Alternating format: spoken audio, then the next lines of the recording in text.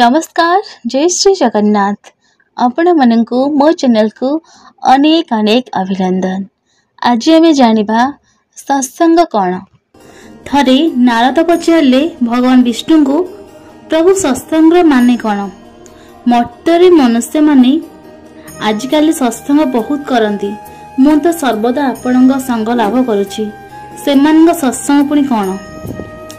श्री विष्णु कहले नारद तुम्हें जाओ मर्त्यर नैमिषारण्यर एक विराट अश्वत्थ वृक्ष कोरडरे गोटे पक्षी शावक जन्म नेबाक जाउछि ताको पचारिबो ही प्रश्न।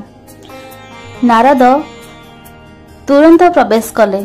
एही नैमिषार अरण्य मुनि ऋषि उद्दिष्ट एही अरण्यर कलिर प्रवेश मध्य निषेध। एही निघंज अरण्य बृहत अश्वत्थ वृक्ष पाखरे नारद देखिले कोरड भितर सुंदर पक्षी शावकटीए सद्य जन्म नहीं मुंड टेकुछि। विमुग्ध नारद तांको पचारिले कुह पक्षी शावक सत्संग कौन। शावकटी जन्म नहीं आखि खोली प्रथमे नारद मुनि को देखु देखु आखि बुझी देइथिला और मरि जाइथिला। अत्यंत दुखित और अपमानित नारद विष्णु निकट को आसी एपरी करिवार अभिप्राय पचारि सत्संगर अर्थ पुणी कौन पचारिथिले।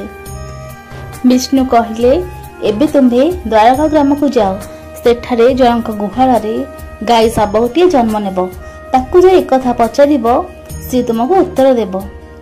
नारद विष्णु को कहले एहीपरि मते संकट रे न पकाई दयाकर आपण कहि दियंतु न। विष्णु कहले थरे जाओ सेठाकू गाभी शावक को पचारे से कहीदेव। नारद बाध्य हो द्वारकाल से ग्राम रे पहुंची ठाब कले। गौड़ जनकर गृह जेउठी आज गायटीए जन्म देवाक जाउछि बाछुरी को गाँ लोके ताकु जणे मुनि को देखी आनंद सहकारे रुंड होई गले।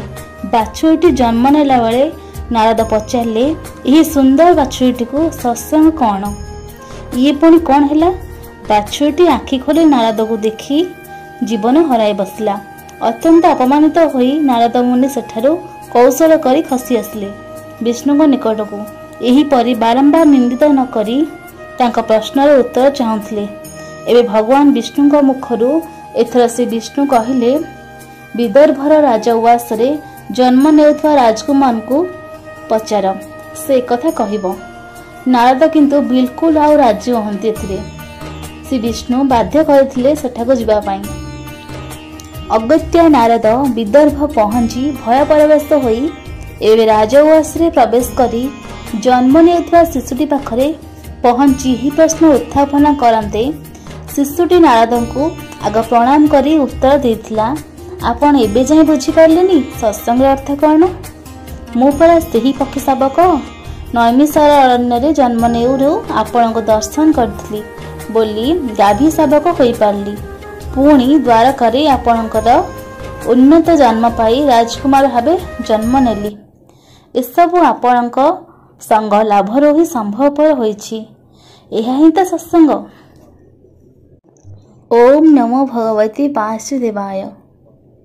जदि मो वीडियोटी आपण मानक पसंद आए तो मो वीडियो को लाइक शेयर और मो चैनल को सब्सक्राइब कर देबे। जय जगन्नाथ।